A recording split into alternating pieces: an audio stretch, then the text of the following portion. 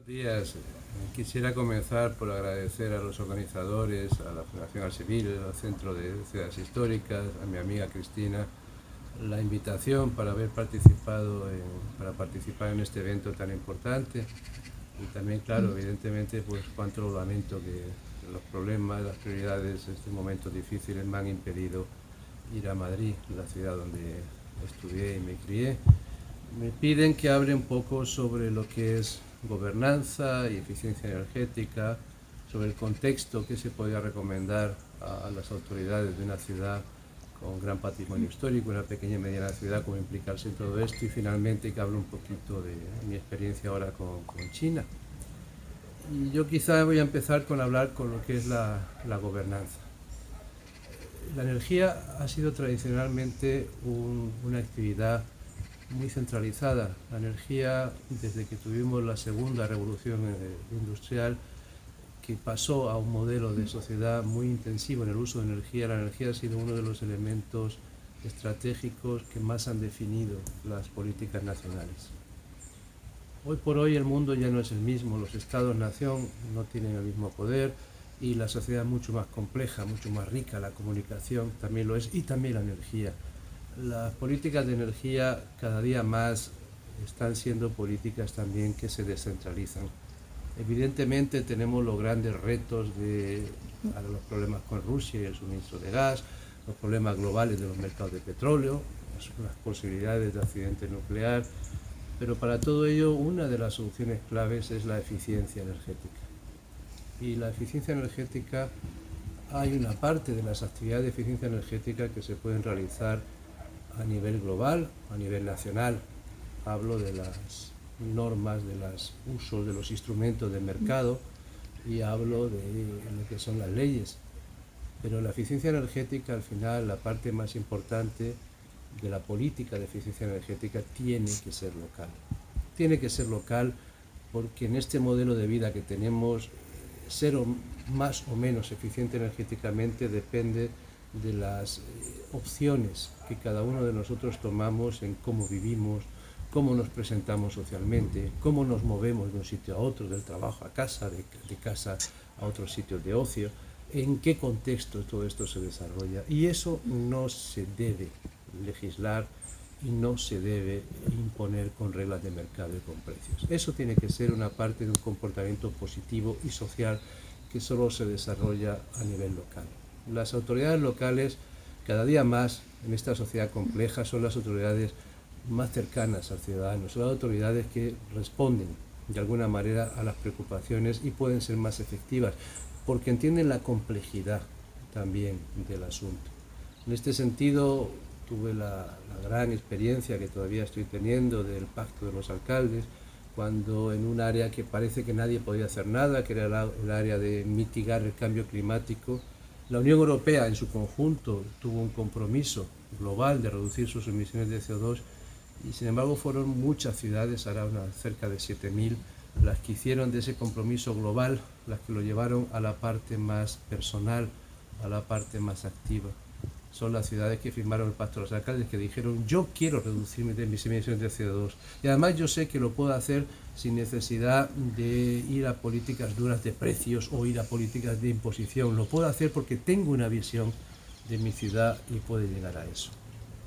Cuando hablamos de ciudades tantas como son en Europa, con patrimonio histórico, con una calidad y cualidad histórica, y cómo hacer con ellas, yo evidentemente la primera respuesta que doy, la respuesta se debe actuar siempre en el respeto máximo de la diversidad y de la peculiaridad de cada ciudad, de cada patrimonio. Eso es lo fundamental. La eficiencia energética, por muy importante que sea, no es más importante que la personalidad, que la peculiaridad de una ciudad y de sus habitantes. La segunda observación a hacer es que las ciudades con patrimonio histórico, casi por definición, son ciudades que están diseñadas, que han funcionado y que han vivido sobre modelos poco intensivos energéticamente. El problema lo tenemos mucho más, lo veo en China, en estas ciudades que se diseñan ahora con grandes carreteras, con gente que tiene que usar coches, como en Estados Unidos, llevando hasta para comprar las lechugas en el mercado tienen que usar el coche. Esos son diseños modernos que se hicieron en una época del siglo XX muy particular. Las ciudades históricas ya tienen un diseño humano, un diseño de la proximidad, un diseño del andar a pie, un diseño de que todo sea mucho más eficiente energéticamente, que ya tiene que ayudar a que, concebidas en su globalidad, esas ciudades sean mucho más eficientes energéticamente. Que luego los edificios, porque no puedan tener las mismas ventanas, porque tengan otra arquitectura, pues tengan unos etiquetados energéticos no tan positivos, me parece que es secundario frente al concepto global de ciudades inteligentes en energía, que no necesitan muchos gadgets, muchos aparatos para ser inteligentes. Pero insisto, este es el segundo punto que creo que es común a muchas ciudades, que es secundario frente al primero del respeto a la diversidad. Esto no significa que uno se deba relajar y decir mi ciudad es un gran patrimonio, con tal no lo toco y no me importa nada las preocupaciones de eficiencia energética que existen ahora.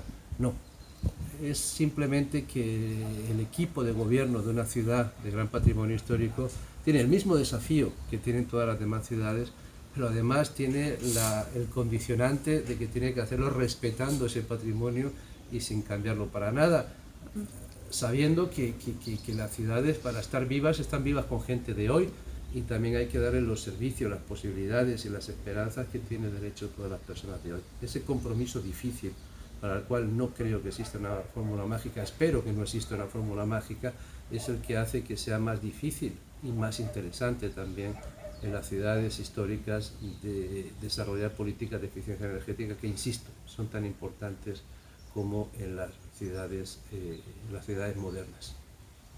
Es curioso, en mi experiencia en China, como al final el modelo de ciudad, el sueño de ciudad para mucha gente, termina siendo el sueño de la ciudad casi medieval, en la que las calles eran pequeñas, la gente se podía ver, casi se tocaba, se compartían los espacios, y el modo de vida era alegre y económico en términos de energía.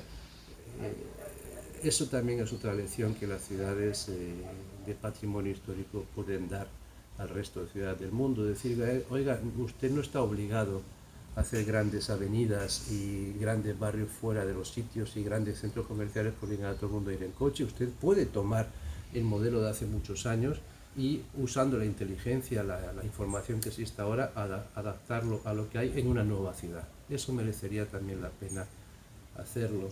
Me toca trabajar en un país que desafortunadamente ha destruido casi todo su patrimonio, que es China. Y el poco patrimonio histórico ha sido destruido no tanto por las revoluciones y las guerras como por la avaricia de los últimos años de los promotores inmobiliarios. Y veo la tristeza que hay en todo ello, y veo un poco ese espíritu de intentar recuperar. Finalmente los Hufeng en Pekín son muy parecidos a nuestros barrios de mercado de ciudades medievales, y tenían la misma vida, la misma actividad, la misma espacio común que se compartían. Y ahora los chinos, bueno, están pensando en cómo hacer ciudades que sean vivibles, que sean económicas, que sean sostenibles, y ven estos modelos de la ciudad histórica. No olviden que la ciudad histórica no es algo del pasado, es un presente que vive con un patrimonio, con una belleza particular, y cuando no hace así, pues quizás se puede encontrar con el drama de Venecia, ¿no? La ciudad que está muriendo por su propia belleza, ¿no? Y eso es terrible. Tienen que adaptarse en todo ello. Fundamentalmente estos son los puntos que quería reseñar. La eficiencia energética a nivel de las ciudades es fundamental. Las ciudades tienen que tomar el liderazgo en acciones frente a ellos. El tener un patrimonio histórico simplemente significa que hay que respetarlo y hay que valorizarlo, ese patrimonio histórico, pero no excusa de hacer actividades, de plantearse la ciudad como un ente vivo que es, para adaptarse a lo que son los requerimientos de la nueva sociedad. Y las ciudades con patrimonio histórico tienen además la doble responsabilidad de cuidar ese patrimonio que todo el mundo ve, y también de mostrar con el ejemplo cómo quizá muchas ciudades modernas podrían llegarlo a seguir. Les agradezco mucho su atención, perdónenme por los medios un poco de base que he utilizado para comunicar con ustedes, modernos y económicos en energía, y espero que en una próxima ocasión pueda verles directamente. Muchas gracias.